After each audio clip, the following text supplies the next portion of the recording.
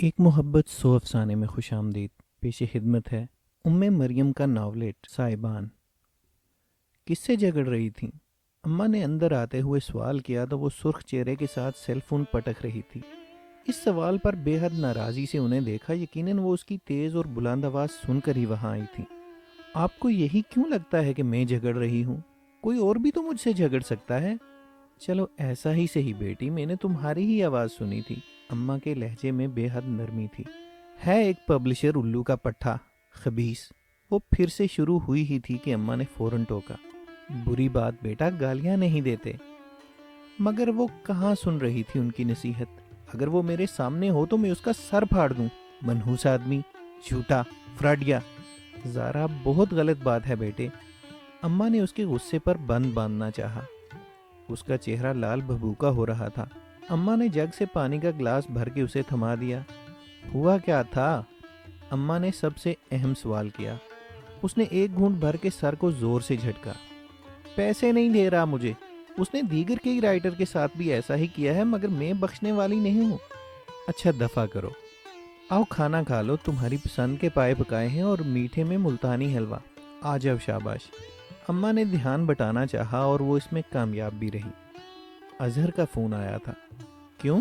اس کا منہ کی طرف نوالا لے جاتا ہاتھ وہیں رک گیا۔ پیشانی شکنوں سے بھر گئی۔ بتا رہا تھا کہ ولادت ہونے والی ہے تو پیسے مانگ رہا تھا۔ زارا کی بھویں تن گئی۔ اماں کے مجرمانہ انداز میں نظریں چرانے پر اس کا پارا مزید چڑھا۔ سن لیں اماں، اگر آپ نے ایک ڈھیلا بھی اسے دیا نا تو مجھ سے برا کوئی نہیں ہوگا۔ یہاں میں اپنی جان مار مار کر لہو جلا کر کام کر رہی ہوں، اس کو اور آپ کو احساس تک نہیں۔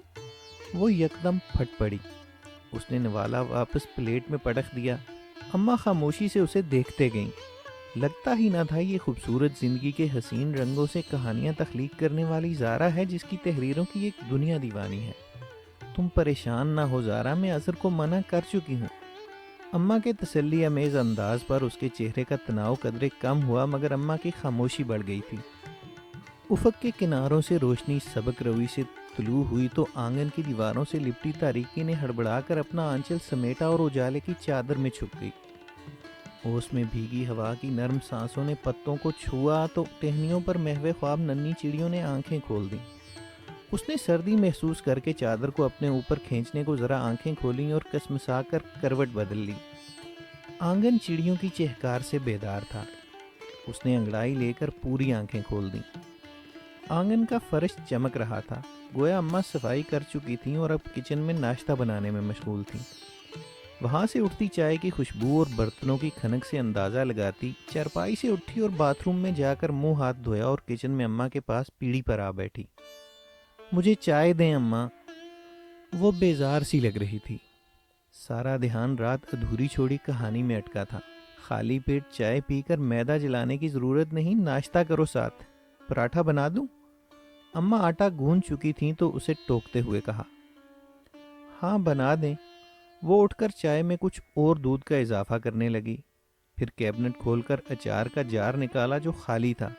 تھوڑا سا مسالہ اور چند بوندیں تیل پیندے میں موجود تھا۔ اس کا موڈ یکدم غارت ہو گیا۔ پراٹھا مت بنائیے گا اماں۔ اس نے جار واپس کیبنٹ میں دے مارا۔ اماں نے حیرانی سے اسے دیکھا۔ کیوں، کیا ہو گیا؟ کچھ نہیں، بس دل نہیں کر رہا، کچھ دیر بعد کر لوں گی۔ وہ چائے چھان کر مگ میں نکال کر اپنے کمرے میں آ گئی۔ چیئر گھسیٹ کر ٹیبل کے قریب بیٹھ گئی۔ چائے کے دوران وہ رات بھر کے پیغام پڑھتی رہی۔ چوتھا پیغام اس کے ادارے کی مدیرہ کا تھا، جن کا کہنا تھا کسی مشہور ٹی وی پروڈکشن ہاؤس کا پروڈیوسر اس کا نمبر مانگ رہا تھا۔ ساتھ انہوں نے پروڈیوسر کا نمبر بھی لکھا ہوا تھا کہ وہ چاہے تو اس سے رابطہ کر لے۔ اس کے اندر ایک دم جوش سا بھر گیا۔ وہ بھاگتی ہوئی اماں کے پاس آئی اور یہ تازہ خبر بڑے جوشیلے انداز میں ان کو سنائی، مگر اس کی طرح نہ وہ پرجوش ہوئیں اور نہ خوش، بلکہ ان کی سنجیدگی کچھ اور بڑھ گئی۔ کیا ضرورت ہے زارا اتنا آگے جانے کی؟ ہمارا گزارا بہت اچھا ہو رہا ہے بیٹے۔ وہ جتنی کانے اور شاکر تھیں، زارا اس حد تک بدمزہ اور تلخ ہو کر رہ گئی۔ بہت اچھا ہو رہا ہے۔ وہ پھنکاری پھر گہرے تن سے بولی۔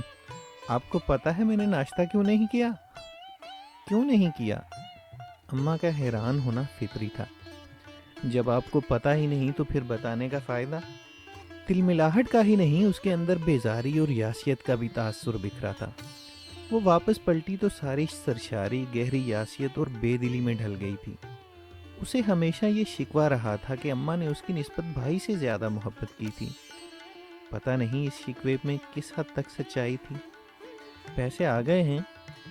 آج وہ گھر کی صفائی میں جوتی ہوئی تھی، ٹخنوں سے خاصی اونچی جینس جس کے پائچے فولڈ کیے گئے تھے، وائٹ چکن کا کرتا۔ دوپٹے کا تکلف تو وہ صرف گھر سے باہر جاتے وقت کیا کرتی تھی، وہ بھی صرف اماں کو مطمئن کرنے کو۔ آستینوں کو بھی چڑھایا ہوا تھا۔ پائپ لگائے وہ شڑاب دھلائی میں مصروف تھی جب اماں کے سوال پر ہاتھ تھم گئے۔ نہیں، بخار تھا مجھے تو ناول کی قسط لیٹ پوسٹ کی، شامل اشاعت نہیں ہوئی، اس نے ٹھنڈا سانس بھر کے بتایا۔ اماں کے چہرے پر ایک رنگ آ کے گزرا تھا۔ 2 جانوں کا خرچہ تو زیادہ نہیں تھا، مگر بجلی، گیس، پانی کے بل اور مکان کا کرایہ ان کی اصل فکر کی وجہ یہی خرچے ہوتے تھے۔ کسی اور جگہ سے بھی نہیں ملے بیٹے؟ اماں کا لہجہ دھیما اور بجھا ہوا تھا۔ دوسرے پرچے میں لگا تو ہے ناول، آ جائیں گے اس کے کچھ پیسے، اس نے پائپ اتار کر لپیٹتے ہوئے بتایا۔ تبھی کال بیل ہوئی۔ وہ چونکہ ڈیوڑی میں موجود تھی، دروازہ اس نے کھولا۔ بلیک 2 پیس میں ملبوس، ہاتھ میں سیاہ چشمہ پکڑے، وہ سوٹڈ بوٹڈ، شکل سے امیر کبیر نظر آتا بندہ زہرا کے حلق تک میں کڑواہٹ بھر گیا۔ اس نے دھاڑ سے دروازہ بند کیا۔ اماں، وہ وہیں سے حلق پھاڑ کے چیخی۔ اماں جو کچن میں تھیں گھبرا کر نکلی۔ کیا ہوا، خیریت؟ جی مگر میرے لیے نہیں، باہر آپ کا کوئی لینڈ لارڈ بھانجا بھتیجا ہے، آپ کو پتہ ہے میں انہیں منہ لگانا پسند نہیں کرتی۔ وہ واپس آئی اور وائپر اٹھا کر لگانا شروع کر دیا۔ اماں تیزی سے باہر لپکیں، اس نے دلچسپی نہیں لی تھی۔ اماں کچھ دیر بعد ہی پھر آ گئیں، مگر کچھ جھنجھلائی ہوئی تھی۔ تم بھی نہ زارا، بس کیا کہوں، نہ ڈھنگ سے دیکھا، نہ نام پوچھا، حد ہے۔ اماں ڈرائنگ روم میں آنے والے مہمان کو بٹھا کر زارا کی عزت افزائی کر رہی تھی۔ جاؤ مل لو جا کے۔ اماں کے کہنے پر وہ زور سے بد کی۔ آپ کو پتہ ہے وہ ٹی وی کا بندہ ہے، کہہ رہا ہے زارا ملک سے ملنا ہے کسی پلے کے سلسلے میں۔ اماں کے ٹھنڈے لہجے میں جتلا کر کہنے پر وائپر اس کے ہاتھ سے چھوٹ گیا۔ سچ کہہ رہی ہیں اماں؟ وہ خوشگوار حیرت میں گھر گئی تھی، حالانکہ اس نے تو رابطہ بھی نہیں کیا تھا کہ اماں کے ٹوکنے پر غصہ آ گیا تھا۔ پھر ان کا جواب سنے بغیر ڈرائنگ روم کی سمت بھاگی۔ دوپٹہ تو لے جاؤ، غیر محرم ہے تمہارا۔ اماں نے برہمی سے تنبیہ کی تھی۔ وہ ایک دم خفت زدہ ہو گئی۔ جوش میں اسے یکسر خیال نہیں رہا تھا، وہ واپس پلٹی اور دوپٹہ لے لیا۔ السلام علیکم، میں میران شاہ ہوں، خوشبو پروڈکشن ہاؤس کا پروڈیوسر اور آنر۔ وہ اسے دیکھتے ہی احتراماً اٹھا تھا۔ زارا تھوڑی سی کنفیوز ہوئی۔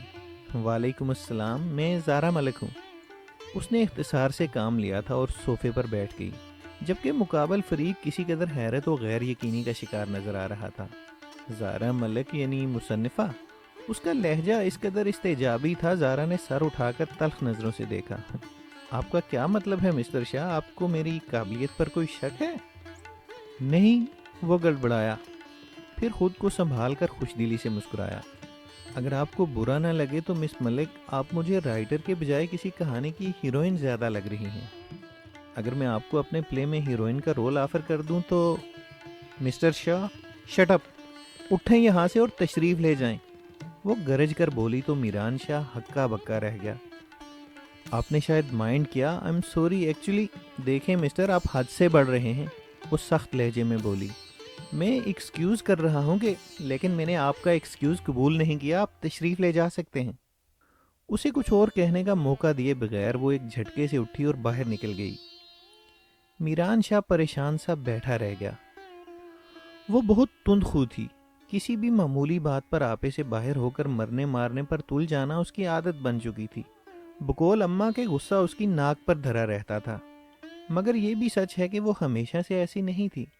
یہ تلخی اور بدمزاجی حالات کی عطا کردہ تھی۔ جب ابا نے دوسری شادی کر کے بیوی بچوں سے غفلت برتی، تب وہ صرف 8ویں کلاس کی طالبہ تھی اور اظہر بھائی انٹر کے طالب علم۔ اماں نے سلائی کڑھائی، جبکہ اظہر نے ٹیوشن کر کے یہ وقت کاٹا تھا۔ 4 سے 6 سال اسی مشقت میں گزرے۔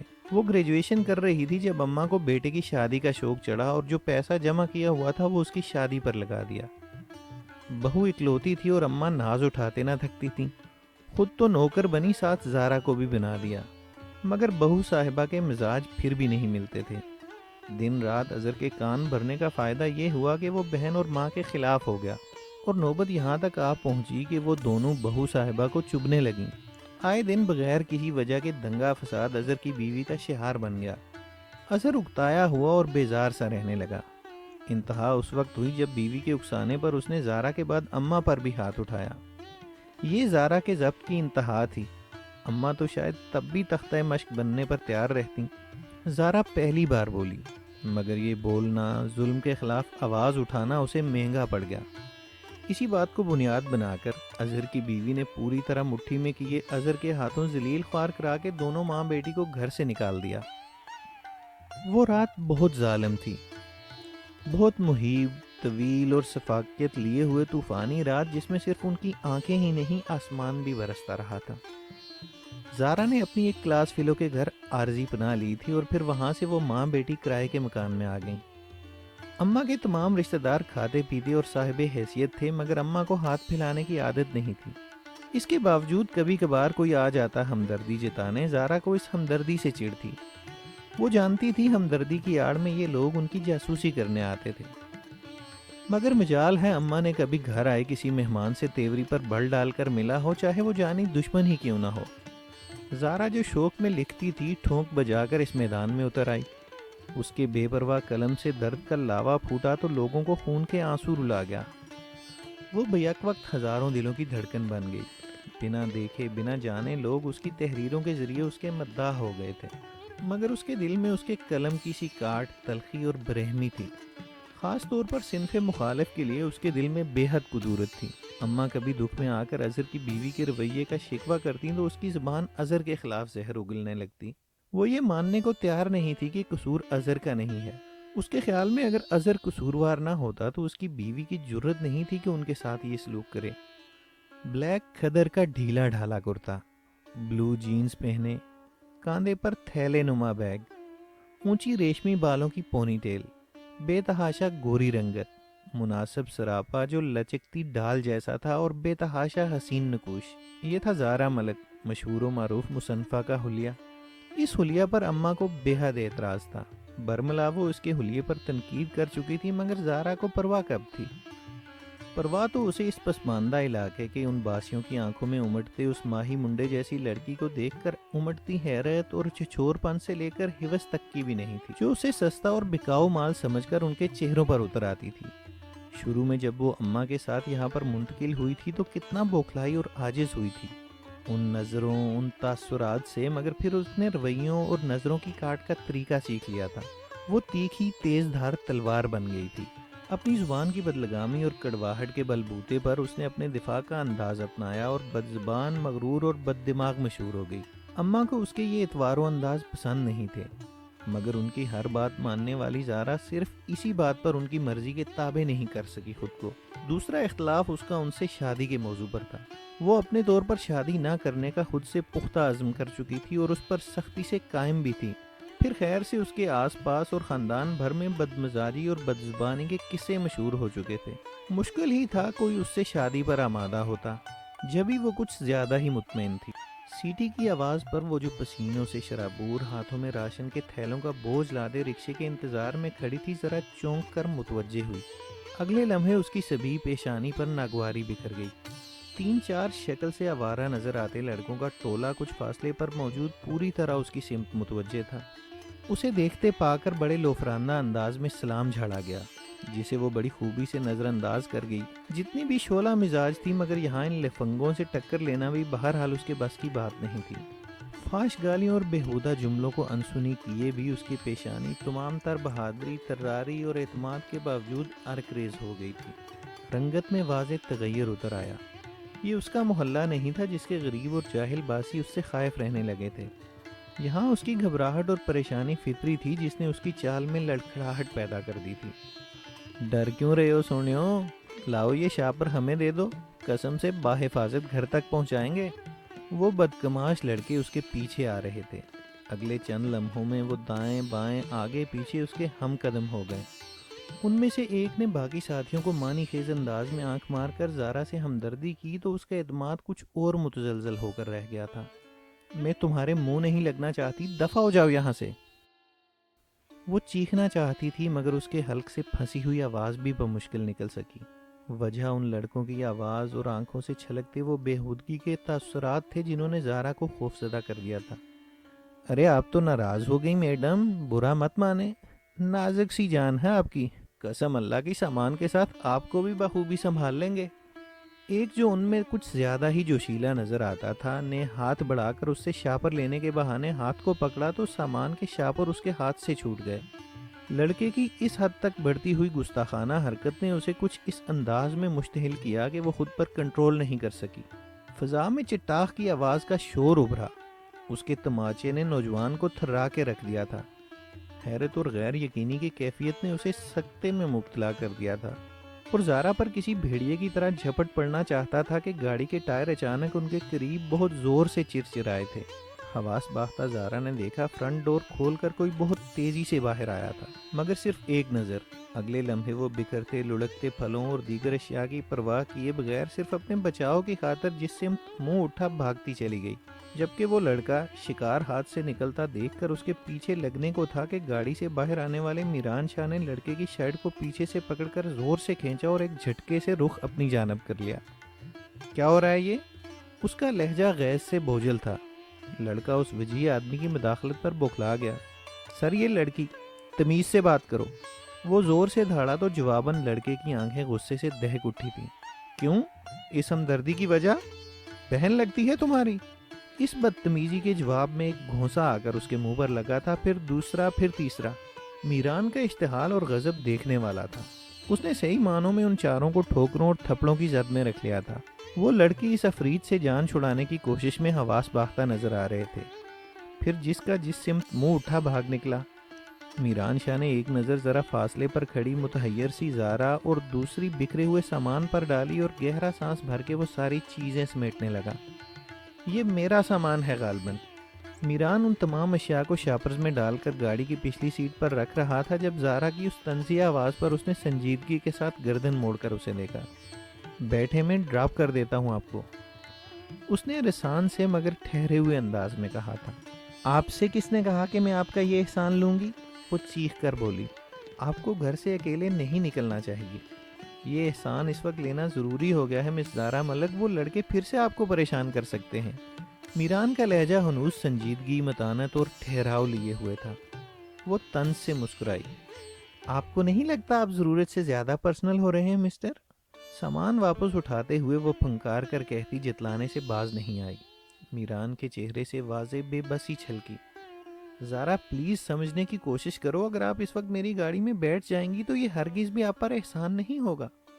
وہ عاجز ہو کر بولا مگر زارا انسنی کیے رکشہ روک چکی تھی۔ ہمیشہ کی طرح کرایہ پر بحث و تکرار کرنے کے بجائے اس نے ڈرائیور کو ایڈریس سمجھا کر سیٹ سنبھالی تو وجہ میران سے جلد از جلد جان چھڑانا تھی، مگر اس وقت وہ دانت کچکچا کر رہ گئی تھی جب گھر کے سامنے اترنے پر ڈرائیور نے کرایہ کی رقم لینے سے انکار کرتے ہوئے بتایا کہ صاحب ادائیگی کر چکے ہیں۔ اس نے ڈرائیور کے اشارے پر گردن موڑی تو حیرت سے اس کی نگاہیں پھیل گئیں۔ میران اس کے گھر کے سامنے سے گاڑی موڑ رہا تھا۔ زارا ہونٹ بھینجے اس کی گاڑی کے ٹائروں سے اٹھنے والی دھول کو دیکھتی رہی۔ یہ خیال اس کے لیے بہت تکلیف دہ تھا کہ وہ اس کی خاطر، محض اس کی خاطر کیوں اتنا کانشیس ہو رہا تھا۔ السلام علیکم ماں جی۔ ٹب میں بھگوئے کپڑوں کو ہاتھوں سے مل مل کر دھوتی اماں نے حیرانی سے پلٹ کر دیکھا تو میران شاہ کو وہاں کھڑا دیکھ کر حیران رہ گئیں۔ وعلیکم السلام بیٹے، بیٹھو، انہوں نے مروتاً کہا، ورنہ حقیقت یہ تھی کہ انہیں یکسر غیر اور جوان مرد کا یوں بے تکلفی سے گھر آنا قطعی پسند نہیں تھا۔ آپ کو کچھ کام تھا زارا سے؟ وہ تو گھر پر نہیں ہے۔ انہوں نے ٹب اپنے سامنے سے کھسکایا اور نل سے ہاتھ دھونے لگی۔ جی نہیں، میں تو یہاں سے گزر رہا تھا، سوچا آپ کی خیریت دریافت کرتا چلوں۔ پیپل کے چوڑے تنے والے درخت کے نیچے بچھی چرپائی پر ٹکتے ہوئے میران نے وضاحت پیش کی۔ اماں نے ایک نظر اس بے حد شاندار نوجوان کو دیکھا، پھر خاموشی سے کچن میں چلی گئیں۔ واپس آئیں تو ان کے ہاتھ میں موجود چھوٹی ٹرے میں گلاس رکھا تھا۔ خوشنما شربت کی سطح پر برف کے ٹکڑے تیر رہے تھے۔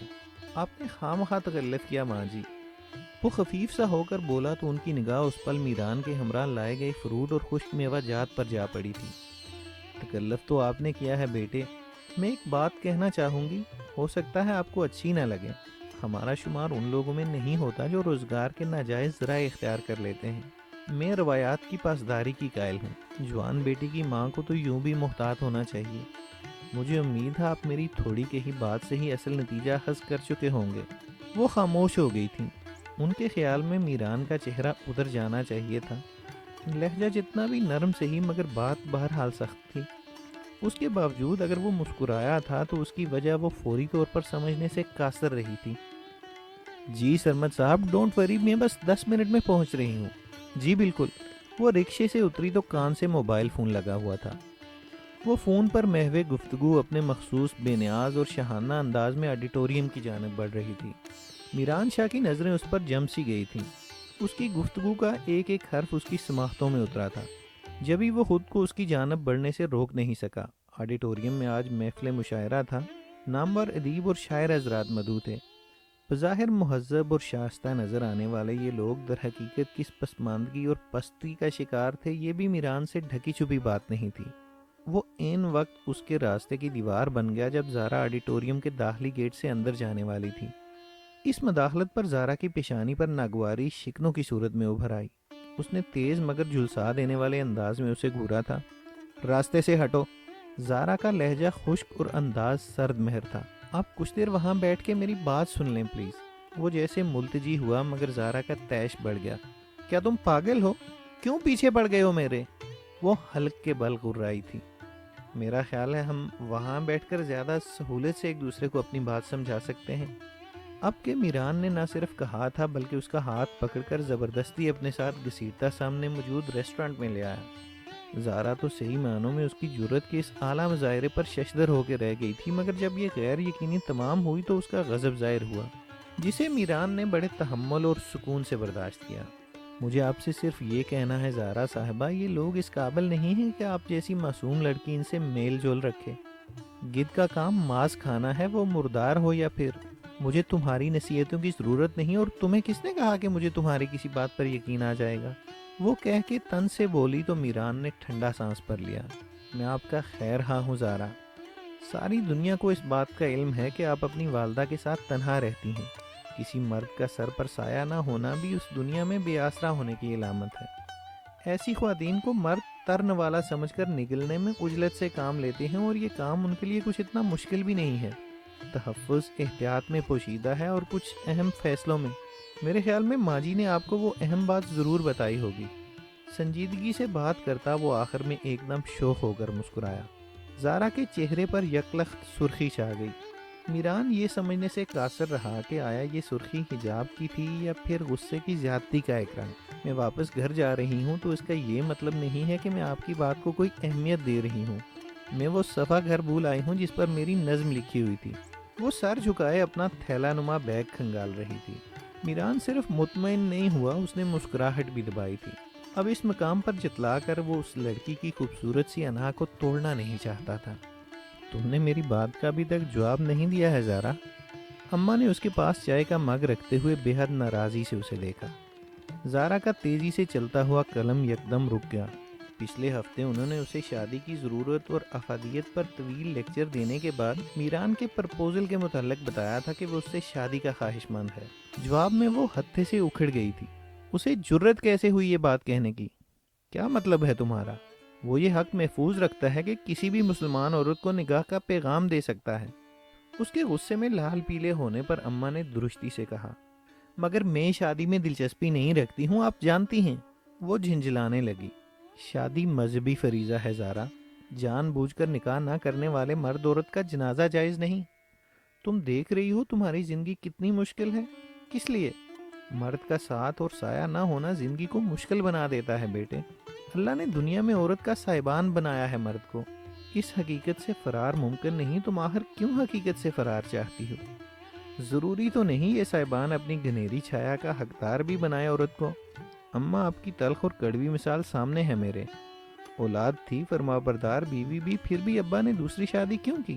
اس کے الفاظ کی طرح اس کا لہجہ بھی تلخ اور ترش تھا۔ اماں کو اس سے ایسے ہی جواب کی توقع تھی۔ وہ دودھ کی جلی تھی، اب چھاچھ پھونک کر بھی پینے پر آمادہ نہیں تھی۔ دوسری شادی جرم نہیں ہے۔ اماں کا انداز ناصحانہ تھا۔ وہ تلخی سے مسکرائی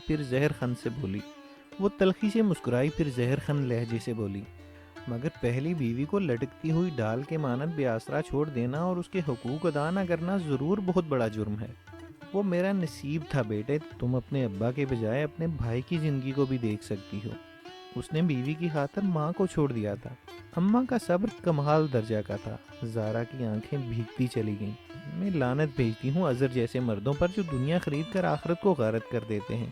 اللہ کے نزدیک شرک کے بعد گناہ عظیم والدین کی نافرمانی ہے۔ مرد پر ماں کے حقوق بیوی سے کہیں بڑھ کر ہیں۔ اماں مسکرائی تھیں، پھر اسے گلے لگا لیا۔ مجھے اپنی فرما بردار بیٹی پر بھروسہ ہے۔ جہاں جائے گی وہاں ہر سو اپنی سمجھ بوجھ سے روشنی بکھیر دے گی۔ ان کی توقعات کا کوئی انت تھا بھلا؟ زارا لمحوں میں تھک سی گئی۔ مجھے معاف کر دیں اماں، میں ابا اور اظہر بھائی کی طرح آپ کو تنہا چھوڑ کر نہیں جا سکتی۔ آپ کہہ لیں میں چاہوں بھی تو ایسی بے حسی کا مظاہرہ نہیں کر پاؤں گی۔ تمہارا جانا میرے لیے تکلیف دہ نہیں، آسودگی کا باعث ہوگا بیٹے۔ مجھے ہر دم دھڑکا لگا رہتا ہے، اگر مجھے کچھ ہو گیا تو۔ زارا نے دہل کر ان کے منہ پر ہاتھ رکھ دیا۔ خدا نہ کرے اماں، اللہ میری عمر بھی آپ کو لگا دے۔ وہ سسک اٹھی۔ اماں گمسم تھیں۔ آپ کا بہت شکریہ، آپ اب تشریف لے جائیے، مجھے مزید آپ کی مدد کی ضرورت نہیں ہے۔ یہ عید الاضحیٰ کا دن تھا۔ اسپتال کے کاریڈور میں سناٹا تھا۔ اماں کو کچھ دیر پہلے ہی ایمرجنسی روم میں منتقل کیا گیا تھا۔ ڈاکٹر نے ان کی طرف سے بھرپور تسلی دی تھی۔ زارا خود بھی انہیں پرسکون نیند سوتا دیکھ چکی تھی۔ جبھی کسی قدر ریلیکس تھی، مگر میران کے ساتھ اس کا رویہ پھر سے اجنبیت آمیز بیگانگی سمیٹ لایا تھا۔ کل رات اماں کی طبیعت اچانک بگڑ گئی تھی۔ ان کی حالت اتنی خراب تھی کہ زارا کے ہاتھ پیر پھول گئے تھے۔ بدحواسی میں اس نے ہمسایوں کے دروازے کھٹکھٹا کر مدد کی اپیل بھی کی تھی، مگر وہ سوائے ہمدردی کے کچھ نہیں کر سکے۔ جبکہ اماں کو فوری اسپتال لے جانا بے حد ضروری تھا، تب کوئی چارہ نہ پا کر زارا کو میران کا خیال آیا تھا۔ وہ پچھلے چند مہینوں میں اس کی غیر محسوس انداز میں کئی بار مدد کر چکا تھا۔ احسان جتلائے بغیر اس نے بنا سوچے سمجھے اس کا نمبر ملایا تھا اور صورتحال بتا کر فوری پہنچنے کا کہہ دیا۔ یہ وقت ایسا نہیں تھا کہ وہ انا کا دامن پکڑے بیٹھی رہتی۔ نزدیک کا کلینک عید کے باعث بند تھا اور اگلے 3 دن تک بند ہی رہنا تھا۔ میران آدھے گھنٹے میں اس کے روبرو تھا۔ کچھ کہے سنے بغیر وہ اماں کو گاڑی میں ڈال کر اسپتال لے آیا تھا۔ یہاں اس کے اثر و رسوخ کام آئے اور چند لمحوں میں اماں کو ایڈمٹ کرنے کے بعد بہترین علاج شروع کر دیا گیا تھا۔ اماں کو ہارٹ اٹیک ہوا تھا۔ طبی امداد میں گویا تاخیر ہوئی تھی، مگر اتنی نہیں کہ جان کو خطرہ لاحق ہو جاتا۔ ساری رات زارا نے ایک ٹانگ پر گزاری تھی۔ صبح اماں کی حالت کے خطرے سے باہر ہونے کا مژدہ جاں فضا سننے کے بعد اس کی ڈوبتی سانسیں بحال ہو سکیں۔ کچھ کھا لیں زارا، اماں اب ٹھیک ہیں، آپ پریشان نہ ہو۔ میران اس کے لیے ناشتہ لے کر آیا تھا۔ اس کی مہربان آنکھوں میں زارا کے لیے کتنے نرم اور پرخلوص جذبے تھے، مگر وہ ان جذبوں کی پذیرائی نہیں کرنا چاہتی تھی۔ جب ہی اس کا جواب خشک اور سردی نہیں، حوصلہ شکنی اور احسان فراموشی والا بھی تھا۔ میران نے بغور اسے دیکھا، پھر ہونٹ بھینچ لیے۔ سنا نہیں ہے آپ نے؟ جائیں یہاں سے۔ اسے صوفے پر بیٹھتے دیکھ کر وہ آپے سے باہر ہونے لگی۔ میران نے ایک بار پھر اسے دیکھا۔ میرا خیال ہے آپ کو نہ صحیح مگر اماں کو میری ضرورت ضرور ہے، اور اس وقت وہ جس کنڈیشن میں ہیں میں انہیں چھوڑ کر نہیں جا سکتا، وہ بھی آپ کے بھروسے پر۔ اس کا لہجہ روکھا اور سرد تھا۔ زارا کا تو منہ کھلا رہ گیا۔ اوہو، ہیلو مسٹر، وہ تمہاری نہیں میری ماں ہے، سمجھے؟ بات رشتے کی نہیں احساس کی ہوتی ہے۔ اب بیٹی ہو کر اگر ان کی پریشانی اور خواہش کو نہیں سمجھ سکی تو اس میں قصوروار آپ کے علاوہ کوئی اور نہیں ہو سکتا۔ میران کا لہجہ کڑا اور ملامتی تھا۔ زارا کو جیسے آگ لگ گئی تھی۔ تم ہوتے کون ہو مجھے یہ بات کہنے والے؟ وہ جیسے اس کے گلے پڑ گئی تھی۔ بالکل ٹھیک کہہ رہی ہو، میں کچھ نہیں ہوتا آپ کا۔ جبھی آپ کو پریشانی اور مشکل میں میرا خیال آیا۔ اس بات پر غور کیجیے گا میڈم کہ اگر ایسا ہوا تو کیوں ہوا؟ وہ اس کی آنکھوں میں جھانک کر بڑے سکون سے کہتا زارا کو جھلسا کے رکھ گیا تھا۔ تم مجھ پر احسان جتلا رہے ہو کہ تم نے میری مدد کی ہے۔ زارا کا چہرہ لال ہونے لگا۔ اگر آپ کے نزدیک یہ احسان ہے تو اتار پھینکیں اسے۔ بولیں کیسے اتاریں گی؟ میران ہنوز پرسکون تھا۔ زارا کا تیش کچھ اور بھی بڑھ گیا۔ ہاں ضرور اتار دوں گی، وہ چیخ کر بولی تھی۔ میران مسکرایا۔ تاوان میری مرضی کا ہوگا۔ اس کا لہجہ مانی خیز تھا۔ زارا نے پھنکارتی ہوئی نگاہ اس پر ڈالی۔ میں تم جیسے گھٹیا انسان کا احسان سر پر لاد کے نہیں رہ سکتی، ابھی اتار دوں گی۔ وہ غصے میں خود پر کنٹرول کھونے لگی۔ شادی کروں گا تم سے، ساری عمر کے لیے اپنی تحویل میں رکھنا چاہتا ہوں، اور اب تم انکار کی پوزیشن میں بھی نہیں رہی۔ وہ جیسے خط اٹھا رہا تھا۔ زارا سرد پڑ گئی اور بے اختیار نظریں چرائیں۔ اماں ٹھیک ہو جائیں تو میں آؤں گا تمہیں لینے، یاد رکھنا یہ بات۔ میران جاتے ہوئے اسے بالخصوص جتلا گیا تھا۔ اب کیسی طبیعت ہے آپ کی؟ وہ عید کا تیسرا دن تھا جب میران اماں کی خیریت دریافت کرنے آیا۔ کل شام عید کے دوسرے دن اماں نے میران سے اس کا نکاح بہت سادگی سے کر دیا تھا۔ میران کی فیملی سے صرف اس کی والدہ شریک ہوئی تھیں جو پاکستان میں ہی تھی۔ اس کے بہن بھائی ملک سے باہر تھے اور ان کی شمولیت رخصتی کے موقع پر طے ہوئی تھی۔ اماں نے زارا کو اس بار ہاتھ جوڑ کر منایا تھا۔ وہ ہمیشہ کی طرح انکار نہ کر سکی تو وجہ اماں کی بیماری ہی تھی۔ اس نے جان لیا تھا کہ اماں غلط نہیں کہتی تھی۔ مرد صاحبان ہے اور عورت کی زندگی اس صاحبان کے بغیر ادھوری ہے۔ میران جیسا بھی تھا، بہرحال اتنا اسے بھی یقین تھا کہ وہ اس کی ضروریات کے علاوہ اس کے حقوق سے کبھی نظر نہیں چرائے گا۔ یہ بات اس رات ایک پکار پر میران کے لبیک کہنے پر پہچان گئی تھی۔ سیتے رہو بیٹے، میں بالکل ٹھیک ہوں، اب میری فکر نہ کیا کرو۔ اماں واقعی بہت آسودہ اور ریلیکس نظر آئی تھیں۔ مسکرا کر گویا ہوئی تو میران نے بھرپور نظروں سے انجان اور بے نیاز نظر آتی زارا کو دیکھا، پھر مسکرایا۔ اس بات پر تو مجھے شبہ نہیں ہے، بس آپ اپنی بیٹی کو سمجھایا کریں گے، اب کسی اور کی بھی فکر کر لیا کریں۔ اب دیکھیں کتنی دیر ہو گئی ہے، مجھے آ کر بیٹھے۔ مجال ہے جو شوہر سے چائے پانی کا پوچھا ہو۔ اس کا شکایتی انداز بھی شرارت لیے ہوا تھا۔ زارا کا چہرہ جانے کس جذبے کے تحت سرخ پڑ گیا۔ وہ ایک جھٹکے سے اٹھی اور کمرے سے باہر نکل گئی۔ اماں پیچھے پکار کر اسے چائے بنانے کا کہہ رہی تھی۔ وہ کچن میں آ کھڑی ہوئی اور برتن پٹک پٹک کر چائے بنانا شروع کی ہی تھی کہ وہ چہرے پر بے حد دلاویز مسکان لیے آ کر کچن کی چوکھٹ سے کاندھا ٹکا کر کھڑا ہو گیا۔ پھر اسے دیکھ کر شرارت بھرے انداز میں گنگنایا، عید کا دن ہے گلے ہم کو لگا کر ملیے، عید کا دن ہے۔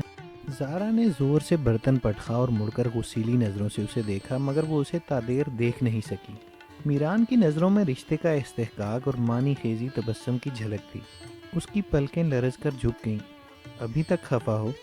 میران چند قدم بڑھ کر اس کے نزدیک ہوا۔ اس کا لہجہ گمبھیر تھا۔ زارا کو اس کی نظروں کی تپش پگھلانے لگی۔ میں کیوں خفا ہوں گی؟ مجھے اس کا حق بھی نہیں ہے۔ احسان کے تاوان میں خریدا ہے آپ نے مجھے، میری مجبوری کا سودا۔ میران نے برا مانتے ہوئے اس کے منہ پر ہاتھ رکھ کے بات مکمل نہیں ہونے دی۔ اتنی بدگمان کیوں ہو مجھ سے زارا؟ یہ بدگمانی کس کی بخشی ہوئی ہے، اس پر غور کر لیں تو بہتر ہے۔ وہ دانستہ تلخ ہوئی۔ کسی کو آزمائے بغیر الزام لگا دینا تو انصاف کے تقاضوں کو پورا نہیں کرتا زارا، اور سب مرد ایک جیسے بھی نہیں ہوتے۔ ایک بات اور، اس دن میں تم سے مذاق کر رہا تھا۔ اماں نے شاید تمہیں نہ بتایا ہو، لیکن حقیقت یہی ہے کہ وہ اپنی بیماری سے پہلے ہی اپنی طور پر وہ تمہاری نسبت مجھ سے طے کر چکی تھی۔ انہیں یقین تھا کہ وہ تمہیں جلد یا بدیر قائل کر لیں گی۔ مجھے اس اچھے اور بھلے وقت کا انتظار تھا، مگر اماں اپنی بیماری سے کچھ اس طرح گھبرائیں کہ آنن فانن یہ کرنا پڑا جس نے تمہاری بدگمانی کو ہوا دی۔ وہ وضاحت پیش کر رہا تھا۔ زارا نے گہرا سانس بھر کے اسے دیکھا، پھر نروٹھے پن سے بولی تھی، مجھے کوئی ضرورت نہیں ہے بدگمان ہونے کی۔ اس جواب نے میران کے چہرے پر پھیکا پن بکھیر دیا۔ اس کا مطلب تم مجھے اپنا نہیں سمجھتی ہو، بیکاز شکوہ شکایتیں بدگمانیاں اپنوں سے ہی پیدا ہوتی ہیں۔ اس کا مطلب یہ بھی نکلتا ہے کہ مجھے آپ پر بھروسہ ہے، میں آپ کو سمجھ سکتی ہوں جبھی بدگمانی نہیں پالی۔ بہت جینیس ہیں ویسے محترم۔ اب کہ وہ شوخی سے مسکرا کر بولی تھی، آخر میں اس کا لہجہ خواہ مخواہ پھر جھنجھلا گیا۔